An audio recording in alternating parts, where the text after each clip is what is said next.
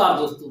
पल्लवी पटेल तमाम समाजवादी पार्टी पर आरोप लगाती थी, लेकिन अखिलेश यादव पल्लवी पटेल को पहले ही भाप गए थे और इसीलिए अखिलेश यादव ने पल्लवी पटेल की कमेरावादी पार्टी के लिए एक भी सीट नहीं दी, क्योंकि अखिलेश यादव को आंखें दिखाना पल्लवी पटेल को ही भारी पड़ गई। जो पल्लवी पटेल अखिलेश यादव को आंखें दिखा रही थी, वो 2022 से पहले एक भी सीट उनकी पार्टी नहीं लाई, लेकिन अखिलेश यादव ने 2022 में गठबंधन कर अपने चुनाव चिन्ह पर लड़ा करके पल्लवी पटेल को विधायक बना दिया।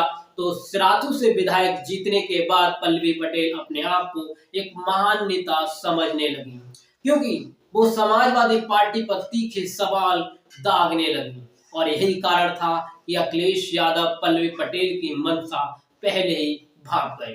अब हाल ही में पल्लवी पटेल ने बसपा से समझौता कर 3 सीटों पर लोकसभा चुनाव लड़ने का ऐलान कर दिया है, लेकिन ये ऐलान कितना कामयाब होगा ये तो वक्त ही बताएगा। लेकिन पल्लवी पटेल की राजनीति को अखिलेश यादव ने भांपते हुए इंडिया गठबंधन से पल्लवी पटेल को किनारे कर दिया।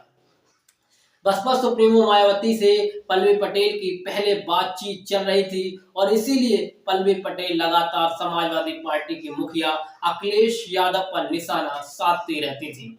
कि पल्लवी पटेल का आरोप था कि समाजवादी पार्टी पीडीए का धर्म नहीं निभा रही है, लेकिन मामला कुछ और ही था, क्योंकि पल्लवी पटेल को ज्यादा सीटें चाहिए थी, बड़ी नेता बनने का एक मौका चाहिए था, जिसे अखिलेश यादव उन्हें नहीं दे रहे थे। और पल्लवी पटेल चाहती थी कि उनकी पार्टी ज्यादा से ज्यादा सीटों पर लड़े और समाजवादी पार्टी की आधी सीटें भी वो चाहती थी, लेकिन समाजवादी पार्टी आधी सीटें कैसे दे देती, इसीलिए समाजवादी पार्टी ने पल्लवी पटेल को किनारे कर दिया और इंडिया गठबंधन से समझो बाहर कर दिया।